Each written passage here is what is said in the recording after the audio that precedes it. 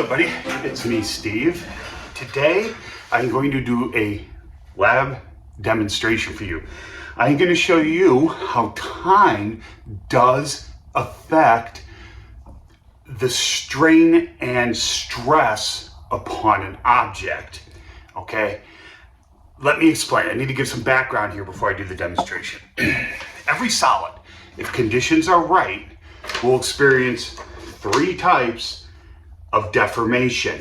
Now, I'm not going to argue semantics with you. I don't care. Some people call failure something different. It doesn't matter. Elastic. What is elastic? Well, first of all, stress versus strain. These are graphs engineers, geologists use all the time. And when you plot stress versus strain of a solid object, you pass through three phases. These are your three phases. Your first one's elastic. What's elastic? Well, I'm going to give you an example of it. Elastic deformation is when something deforms, and then when that stress and strain is released or won or whatever, it goes back to its original shape. All right, well, what's an example of that? Well, I can show you a physical example of that for this here, this piece of paper. In its natural state, we're assuming gravity is ground zero. It's zero, it's initial, okay? Gravity does deform every solid object, okay? We're excluding that, okay? But this paper here, we're gonna see this in the experiment or demonstration. Let's just do that, okay? Now it's in its initial state, all right? But if I do this, I'm deforming it. I'm applying strain and stress to this. But if I relieve it, it goes right back. Every solid will experience this if conditions are right. That includes things like your arm. You ever pick up something really heavy, okay? And if you feel it, you feel that pain in your bone, that's because you are approaching, you are exceeding the elastic ability of your arm, your bones. Your bones are actually decently elastic. And they have very small plastic. You're about to leave that plastic range and go into the last one, failure, if you feel that pain. And failure is a break, okay? And elastic is a rebound. You can come back from elastic. Plastic you can't come back from. And, well, your arm is a little different because it's organic. It can heal, okay? I'm talking about, non-living objects. And failure, it's a done deal. You're done, it breaks. Also called brittle failure or just brittle, something like that. Now, that paper experienced elastic. I am going to put up a set of conditions where I'm going to maintain it in the plastic range. Plastic is permanent as well. You can't come back from it, but you haven't had enough stress and strain to experience brittle failure. Something that is constantly in the plastic phase is the Earth's mantle, well, below the lithosphere. The Earth's mantle is a solid, but the conditions are not right for brittle failure. That's why we don't get earthquakes at 1,500 kilometer depths, because the mantle is in a plastic state. It's not elastic because it convects, so it's permanently deformed, and we have no brittle failure because if we did, we get earthquakes, okay?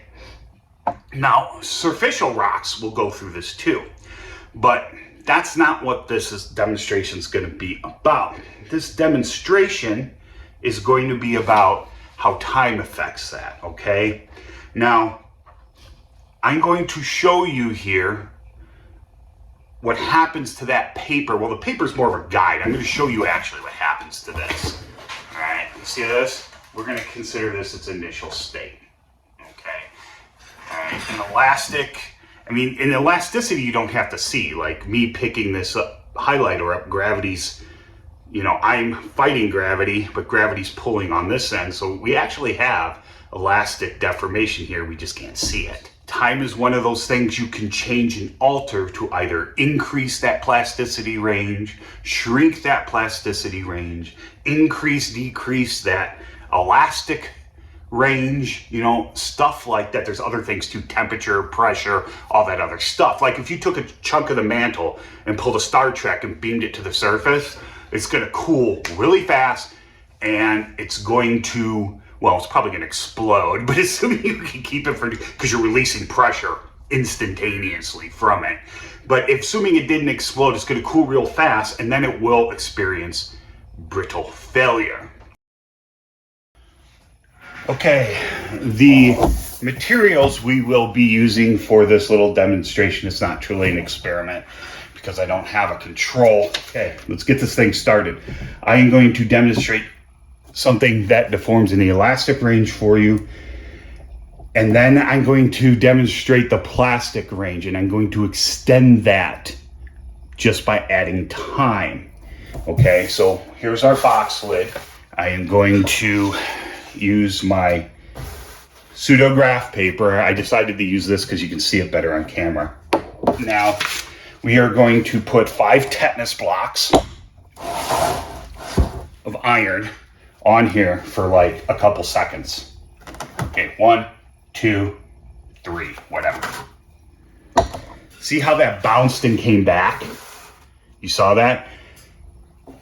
We just witnessed elastic deformation. Now, there's a group of people out there who think time doesn't matter, and that no matter how long I put these iron blocks on here, it's going to rebound. Now, you're going to see how that doesn't happen. So we're going to put these back on here. Watch the clock. It's going to be a while. I'm going to speed it up as we go. Let's try to get this in a better position so you can see this. And we're going to leave those blocks there for a while. And I'm going to show you that time does matter. And you can actually force something into the plastic range. I'm hoping these aren't heavy enough to actually break the board. But anyway, let's get started.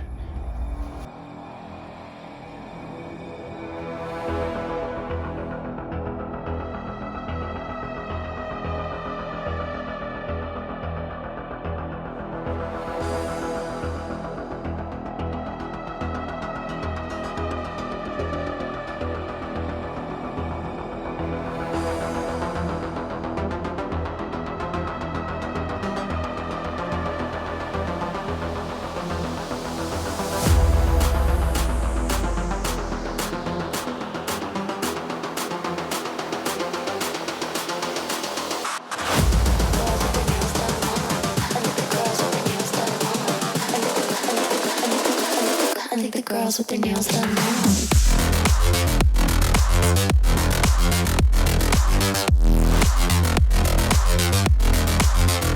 Girls with their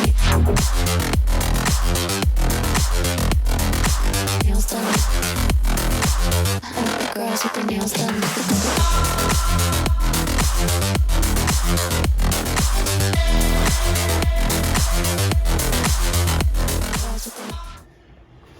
All right, let's see if any changes have occurred.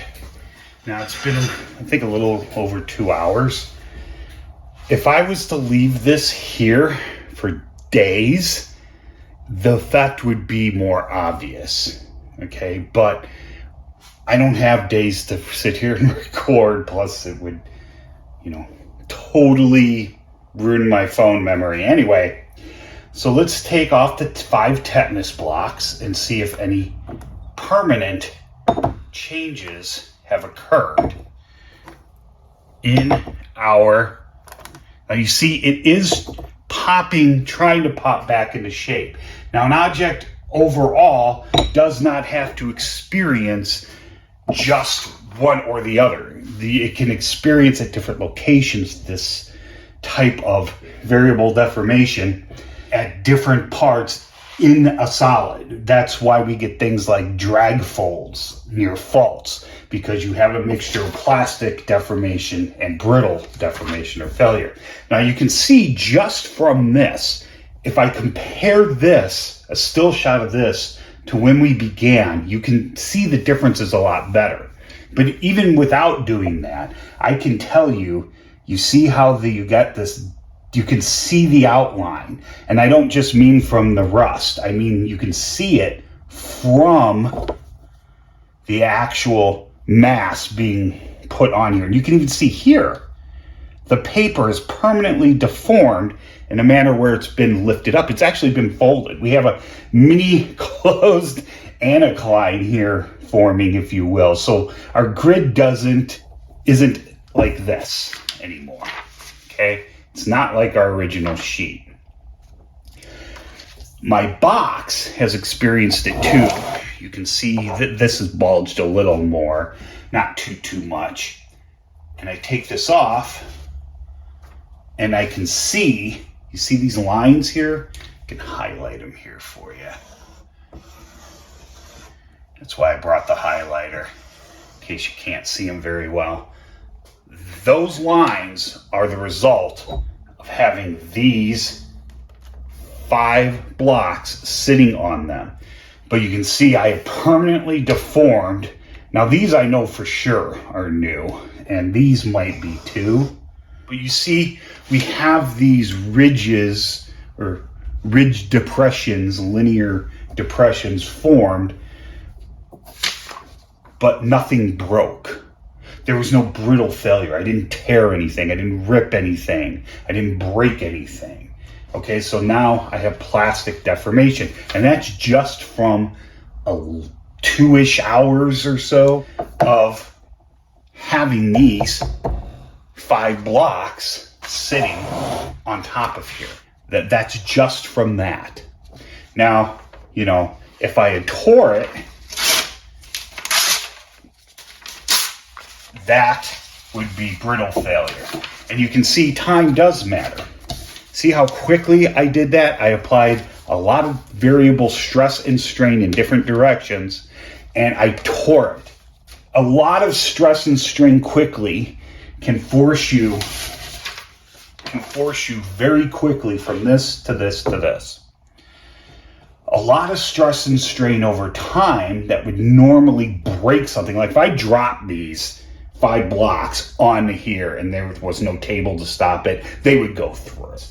Setting them on there gently over time just put them from this to this and extended my plastic range, okay? That was the whole point of this. The whole point of this was to show you that by time doesn't, I mean, you know, using amount of blocks or, you know, force or whatever applied to it, quickly or slowly can affect these things. I think that's it. If you guys have any questions or comments, please leave them below. And I hope you learned something.